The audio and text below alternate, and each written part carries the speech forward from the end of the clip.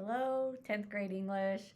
I'm Mrs. Kozma. I'm your librarian, and today you guys are researchers. So let's get started. Okay, let's research. Your class just finished reading Night. Like your teacher said, it's hard to imagine the atrocities, and unfortunately, the Holocaust was not the last genocide we've experienced. Each of you chose a different genocide from a list. So, our first step is to look at credible sources. It's important for you to know that research is not just Googling it or going straight to Wikipedia. Wikipedia is a fine place to start to get an overview, but you cannot cite Wikipedia in an academic paper. So when I say credible, what do I mean? Credible sources are ones you can trust to be accurate. They're reliable. Credible sources have already gone through an evaluation process by experts. Facts matter. The truth matters. Credibility matters. I cannot stress that enough. I also want you to know that this isn't just some high school thing that we're making you do. If you were a student at Purdue University, let me just show you the types of databases you would be expected to use if you were a student there. So if we go over here to Purdue, they have 793 databases. That's a lot. For you guys, we're only going to focus on two. That's not too bad. We're going to use Gale in Context and Explora. Both of these resources can also be found at Purdue, and I think that's pretty cool for 10th grade. Articles from these two credible sources are even cited for you in MLA format. For you. You don't have to do a thing. You even have my permission to copy and paste. However, for web pages you Googled, you have to cite it yourself. EasyBib is helpful, but it's not easy. It's kind of tedious. You did it as freshmen. You should remember. So, just like I warned you last year, I'm warning you again. In addition, you also have to apply the CRAP test to web pages you found by just Googling it. So let's take a look at our two credible sources for this project. We have Gale in Context and Explora. In order to get to the databases, you're going to go to the Lowell High School Library webpage. I'm going to access it directly here, but you can also go to the Lowell High School page and you can find Media Center under Academics and Programs. So I'm going to go ahead and click. We're going to go straight to the library's webpage. And when this loads, you're going to see that I made it super easy for your class. I actually put everything you guys need right here: English 10, Research Project, Gale in Context, and Explora. Now, if you really want to start digging deep and be that researcher, you can go over here to the left where it says Databases and Credible Resources, and you can see everything that we have available to you here at the high school. But for now, we're just going to focus on, like I said earlier, those two. So let's go ahead and take a look at Gale in Context. So I'm going to use Darfur as my example. I'm going to show you a little trick here. So even if I spell everything correctly,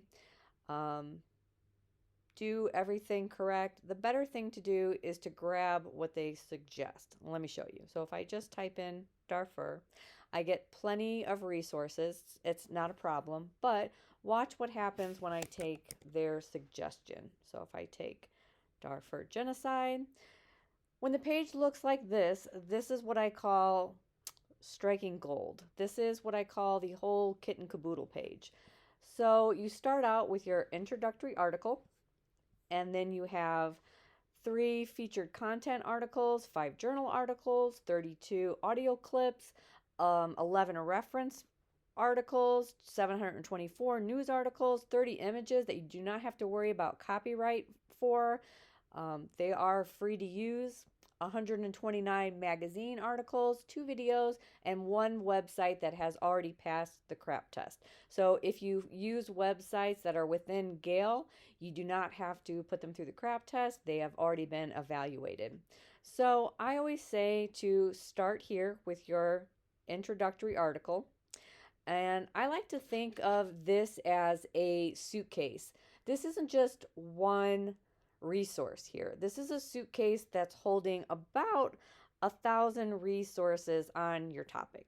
So if we go over here to that introductory article and I hit read more, you can do some nifty things over here on the left. You can make the text smaller, bigger.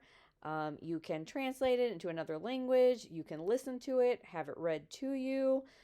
You can save it into your Google Drive and all sorts of things. If you're having trouble with vocabulary, let me see if we can do this. You can go over here and click define, and it will tell you what those words mean. So there's all kinds of little neat tricks and tools that you can use in here as well. The best thing about this is if you scroll all the way to the bottom, you'll see that it's cited for you in MLA 9th edition, which is what we're using. You can export it to your Google Drive as well. And that's also a handy way to keep track of what articles that you've used. The other thing you can do is you could click the Cite button. Either one works. One of the most important things I need to tell you about the database is when you're saving your work to get back to it later, or you're sharing an article, do not go up here and copy and paste from the address bar. It will not work later. It'll take you to a dead link.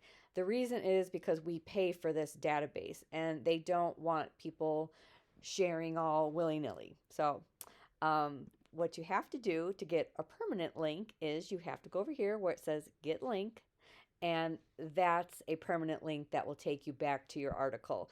So this actually is a tip for students and teachers. So teachers, if you want to hand pick some articles to put on your Canvas page, this is where you'd go to put that link.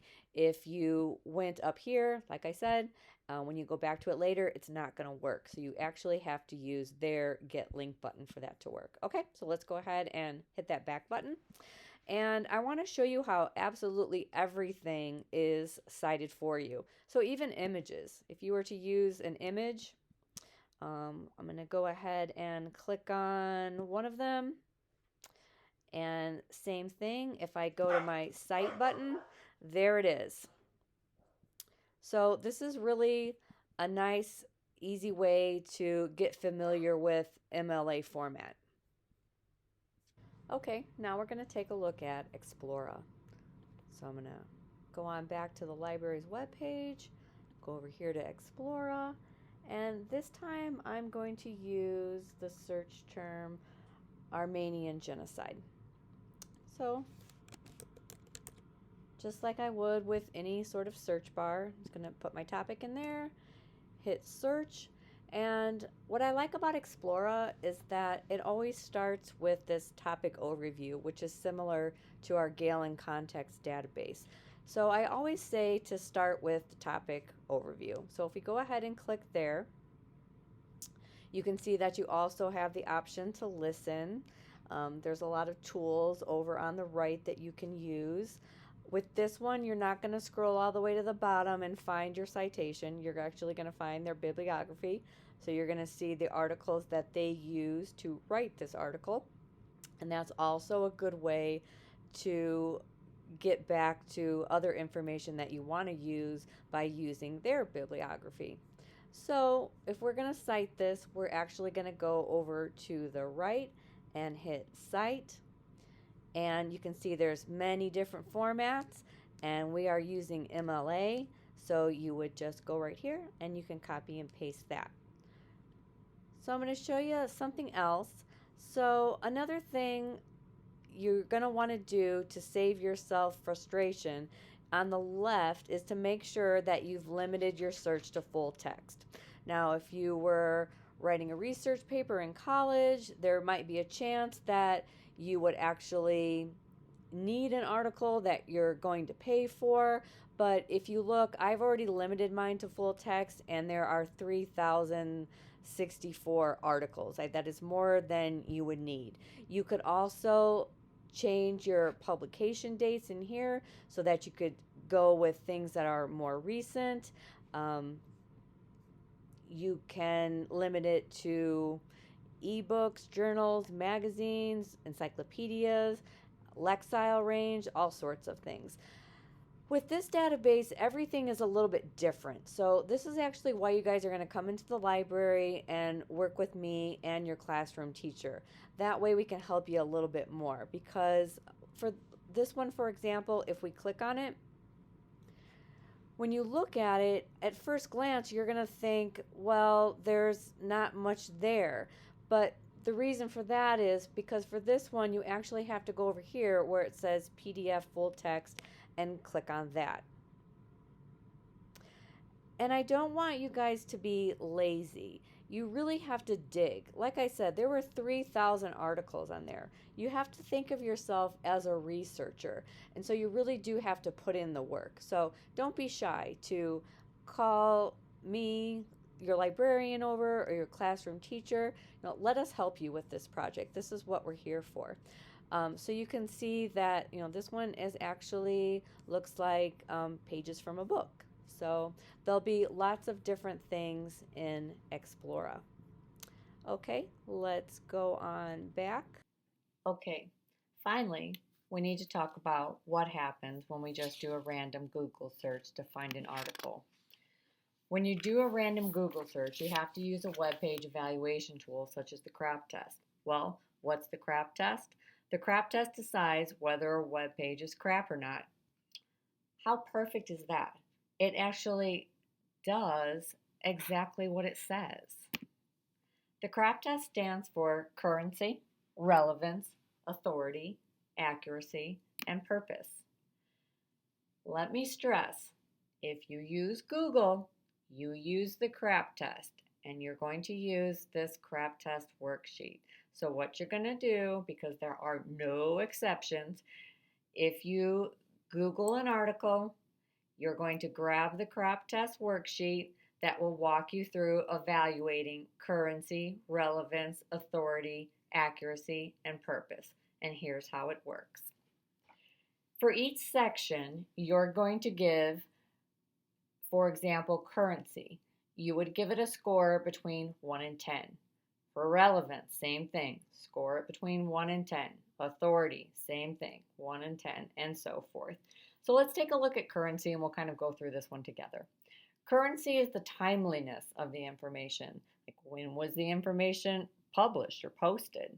If you look at it and it was posted in the 90s when the internet was invented, probably not so great. If it was in the last couple of years, I would give it a decent score. Has the information been revised or updated? Something else you need to look at. Is the information current or out of date for your topic? So you need to figure that in as well. And finally, are the links functional? So if you keep clicking around on the web page just to find one dead link after another, that means that they really don't keep up with their web page, and that wouldn't be a good score at all. So you're going to take all of those things into consideration that were listed under currency and decide if it deserves a score of 1, unreliable, all the way up to 10, meaning excellent. Is it just okay? Maybe you'll give it a 5. And then you're going to do the same thing with relevance, meaning the importance of the information for your needs. So you'll take a look at everything listed underneath, give it an evaluation, and score it. Authority, meaning the source or the author of the information. Accuracy, the reliability, truthfulness, and correctness of the content. One of the things to really look out for in this one is spelling, grammar, and typographical errors. If it's chock full of errors, I wouldn't trust it. And lastly, purpose, the reason this information exists. So once you have a score in each box, so maybe we have a 10 here and a 5 here and a 3 here and so forth, you're going to add them all up to get your total. Then you're going to look in this box to decide how well your page did. If it scored between a 45 and a 50, use it. It's excellent. If it scored between a 40 and a 44, good. I'd still use it. If it was a 35 to a 39 and it's just average, it depends. Have you really been struggling to find information? Then maybe could you find something better? Maybe dig a little deeper. For that one, you might want to check with me or one of your teachers, and we can help you decide. If it's 30 to 34, then it's just borderline acceptable. Again, I would check with me or one of your teachers and we can make that decision together. If it's below 30, there's just no alternative. You have to just toss it and start over and find a new article. So, definitely below 30, not going to work.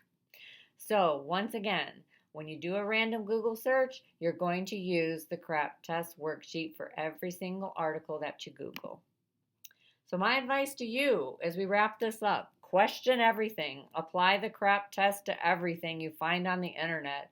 It's unfortunate now, but there are actually people who get paid to fool you and write articles that aren't true. I mean, that's their actual job. We're kind of living in a pretty weird time right now. So, definitely, if you see it on the internet, just be a little skeptical.